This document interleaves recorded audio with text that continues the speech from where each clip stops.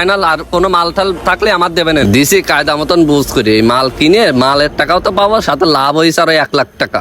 কাকু তাহলে আমি চলে যাচ্ছি। ওরে সামলা যাবি তো, কয়টা টাকা নিয়ে খুব ভালো অ্যাক্টিং করেছিস রে, সঠিক সময় আইছি। এই নে 3500 টাকা নে, তোরে চা খাওয়ার টাকা দিলাম। কাকু তোমার এই বুদ্ধিতে চললে রাতারাতি বড় লোক হয়ে যাবো।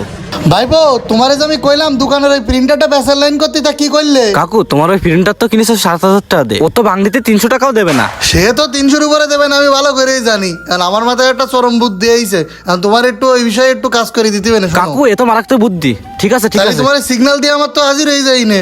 একটু আশেপাশে ভালো করে দেখি, টাকা পয়সা কোন মতো কেউ আবার দেখি ফেলালে সমস্যা। মানে এই তো আস্তে আস্তে বের করে এই পাশে দাঁড়াই গুনলি কয় টাকা বোঝা যাবে। কিরে খাইকে ল দন্ত নেকা নমুনা টাকা।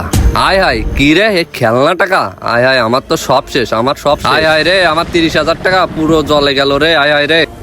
হ্যাঁ, একেই বলে অল্প ইনভেস্টে অধিক লাভ। যাও আবার ফোন দিলি চলে আসি নে।